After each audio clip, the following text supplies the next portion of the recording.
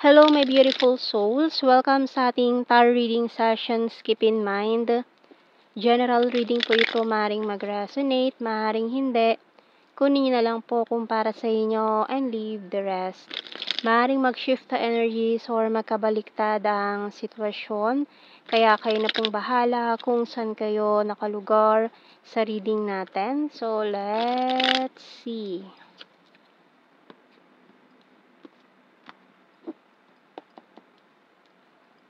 So, we have here the Page of Swords. Whoa. Message. So, maaaring someone here is watching you. Ganyan. So, mukhang may maraming gustong sabihin tong taong to. And the Knight of Wands. So, action.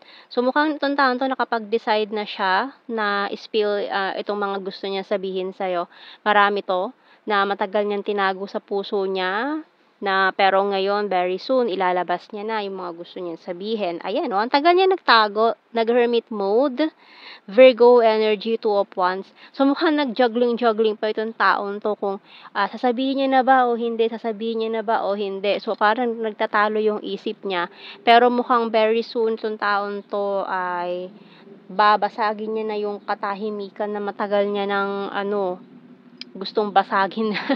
So, parang hindi niya magawa. Parang dadalawang isip siya dito. Knight of Cups, another action card, Strength card, Leo. The Hierophant, and Seven of Pentacles. Ayan. So, may mga specific signs tayo dyan ng Leo, Virgo, Taurus. May Libra din. Ayan. Ace of Cups, bottom card natin. Ayan, so itong taon to mahirap din siya sa decision making. So malakas siguro din ang Libra placement nito. Kaya nahihirapan siya mag-decide o magplano, nagja-juggling siya palagi ng de-decisionin niya, parang nahihirapan siya mag-decide kung alin ba yung mas matimbang para sa kanya. So tingnan natin sa messages ng Archangel natin.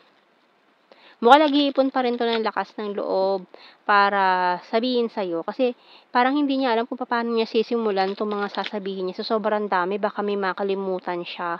So, parang gusto niya magsulat muna, isulat muna 'to sa journal. Kasi parang ang dami. Kumbaga, sa sobrang dami parang makakagawa na siya ng libro, ganyan. Sa sobrang dami ng gusto niyang sabihin. Kaso parang natatakot siya dahil sa strong Virgo placement ni nitong taong to. Parang gusto niya nasa ayos lahat, ayaw niya nang maging chaos to. Gusto niya in order lahat. Alam mo yun, para may pagka-OC itong taong to. Gusto niya malinis, pulido, ganyan. Gusto niya hindi masasabotage yung kanyang plano dito. So, let's see. We have here Life Review by Archangel Jeremiel. Take inventory of your life and resolve to change or heal anything that is unbalanced. So mukhang magtagal din nagtago talaga, nag-hermit mode. Kasi nga dahil nga parang gusto niya munang i-heal lahat ng mga wounded hearts niya or wounded childhood traumas nitong taong to, na mga pinagdaanan niya sa buhay. So, ayun. Kasi maaaring isa yun sa mga naging dahilan niya, kaya ganun siya. Kumbaga, siguro, for you, itong taon to, ang tingin mo sa kanya is very weird. Pero hindi mo alam or hindi ka lang aware kasi yung mga pinagdaanan niya sa buhay, mga traumas niya, no? Kaya parang para sa you weird siya. Tinatanong mo siya siguro lagi, bakit ka ganyan? Bakit ka ba ganyan? Di kita maintindihan, yung mga ganyan. Very ganto, ganyan. Na parang for you is not normal, pero sa kanya nag-i-struggle siya na i-express yung sarili niya. Okay, let's see. Tingnan natin sa signs and symbol cards. Okay. Light bulb. Ayan, no, ang dami niyang ideas, ang dami niyang gustong sabihin sa'yo, pero kapag kaharap ka na niya, natatameme na siya. Ang dami niyang gustong sabihin, pero pag nandyan ka na sa harap niya, wala na, naglaho na. So, kailangan niya talaga isulat to sa journal niya, no? Isulat niya muna para babasahin niya na lang. Kasi kapag kaharap ka na niya, natutuliro itong taon to, hindi niya alam yung gagawin niya. So, we have here the broom, fish, and the rain. magnet. So, gumawa muna siya ng script niya, no? Para hindi siya natutulala diyan kapag kaharap ka na. Sasabihin na, may gusto siyang sabihin sa'yo, tapos pag ayan na, kaharap ka na niya, ay wala pala, sorry, hindi ko, wala naman daw sasabihin. Kasi nga, ayun na, hindi niya na alam ang gagawin niya. Lumipad na yung sasabihin niya, nawala na. Binoculars by ang ating bottom card. Pero yung dito, magnetic pole, ano talaga, very intense yung magnetic pole ninyo nitong taong to. Kaya parang ang hirap kalimutan ng mga ganyang connection, lalo na with this tree. Ayan, so mukhang soul tribes pa kayo. Mayroon na, malalim na yung roots ninyo nitong taong to in your soul level. Kumbaga, yung souls ninyo is matagal na kayong magkakilala. Ayan, and tingnan natin, no? Sa ating mga tarot messages, oracle cards.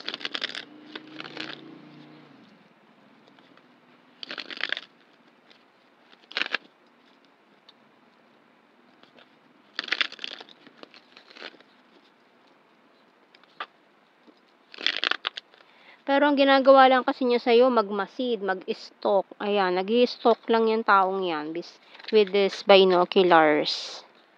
I want a family with you. Ayun, no? Meron din tong taong tong fear and anxiety issues. Ayan, yung mga, minsan nagkakaroon siya ng panic attacks, lalo na kapag siguro na kaharap ka na niya, parang hindi niya na alam yung gagawin niya, nagpapanik na siya, tatakbo na siya. Tatakbo na siya palayo, kasi nga parang inaatake siya ng anxiety niya, ng panic attacks niya, 'di ba? So, I'm strong and independent. Kaya sa'yo weird, pero para sa kanya nag-i-struggle siya ng matindi sa pinagdadaanan niya. Strong and independent, you're my strength. Can't let you go, you complete me, I watch you from afar. Ayan, no? Stalking, watch you from afar, and I regret rejecting you. Hoy. So, siguro, for some of you parang tinanong mo na siya about doon sa feelings niya sa'yo, pero mukhang tinanggi niya. Feeling mo nireject ka niya. Parang ganun yung nangyari for some of you.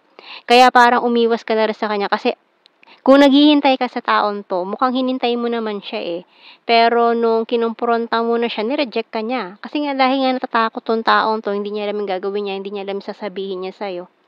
Mas madaling sabihin yung hindi kaysa oo. Ayun. So, bottom card, I'm isolating myself to reflect. So, lagi nga lang itong mag-isa, nagre-reflect, nag-isolate, naka-hermit mode. Siguro after niya nung sinabi niya sa'yo na no, parang yun ang multo niya, no? Hindi siya pinatulog nun, nung sinabi niya sa'yo na no. Na parang, nung time na yun, parang ang dating ni-reject ka niya. Ayan. After nun, parang yun na naging multo niya, minumulto siya nung sinabi niya. Ayan, minumulto na siya nung mga sinabi niya sa'yo before. So, let's see more messages natin dito. Sa The Hidden Truth, Oracle cards.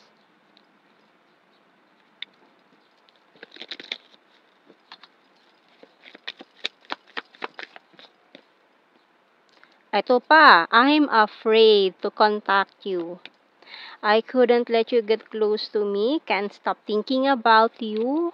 It's time for me to heal now. Ayan, yung mga kailangan niyang i-heal, yung mga wounded hearts niya, yung kanyang mga childhood traumas na kailangan niyang i-heal. So, kailangan niya munang gawin yon para pagharap niya sa'yo is okay na siya, hindi na siya dadagain, hindi na siya atakihin dyan ng anxiety, panic attacks, mga ganyan, no? And you don't know how hard it was to let you go. Ayan na nga, can't let you go. So, pero kasi parang siya na nagpanic nga itong taong to nung siguro tinanong mo siya, kinumpronta mo siya about doon, about sa inyo. Kung anong meron kayo nitong taong to, pero mukhang tinanggi niya, nireject ka niya, yung mga ganyang bagay na hindi naman talaga niya gustong sabihin nyo, pero yun ang lumabas.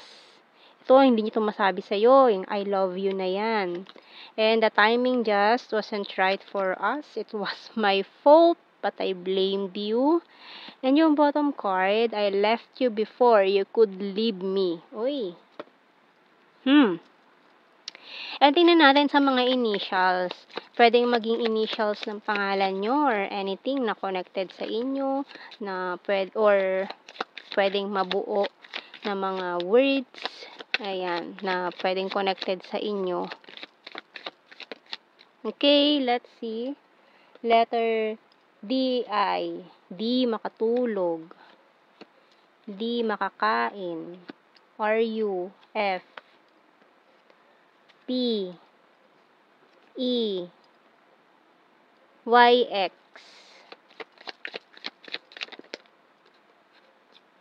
Z-W, V, bottom card. Okay, kuha pa tayo ng isa. Parang kulang eh. H, ayan, H. And let's see sa blue card, understanding. So, pag-unawa lang daw ang kailangan niya. Kailangan niya yon. Obsession, pero ayan, alam mo yung obsessed tong taon to sa'yo, pero ang ginawa niya ay tinanggihan ka niya. Ayun. Ang confessions. Nako, very soon talaga. Spill ng beans na yan taong yan. So, very soon, sasabihin niya na yung mga gusto niya sabihin sa'yo. Marami to, mukhang ilang pages back to back tong sinulat niya sa yellow paper. Back to back. Ayan. So, sobrang dami. Kasi hindi niya magawang sabihin sa ito ng harapan or isisend na lang niya yung letter. Ikaw na bahala magbasa. Bahala ka na dyan. Basahin mo mabuti yan. Ayan. Kasi parang hindi niya kayang sabihin niya ng harapan. So, mukhang sinulat niya. Kung sinulat niya yan, isesend niya lang yan sa'yo. Ayan, so, sobrang kapal. Parang gumawa na siya ng libro dyan, no? So, ayun, tingnan natin. Pero very soon, yan yung mga confessions na gusto niyang sabihin sa'yo na hindi niya nagawa. Alam niya nasaktan ka eh sa mga nasabi niya. Although, hindi yun ang gusto niyang sabihin, pero yun ang lumabas sa bibig niya. May mga ganyan talagang tao. So, ang kailangan lang is pag-unawa. Ayan. Kasi parang kahit siya hindi niya alam bakit siya ganun. Okay, so let's see. We have here good heart, Visayas, Scorpio, intelligent, sexy body, South PH, city and vulnerable, July. So, keywords na lang to ha. Hindi na natin kailangan i-explain yan. Patience please. So, ayan o. Mukha kasi naghintay ka sa kanya pero ganun yung nangyari. So, kailangan pa ng pasensya. No? Pagpasensyahan nyo na lang. Very serious. Emotional, Cancer sign, present lover, gorgeous. Water sign, Cancer, Scorpio, Pisces, responsible, and November. So, yan ang ating reading, my beautiful souls. Thank you for watching. Take care and God bless.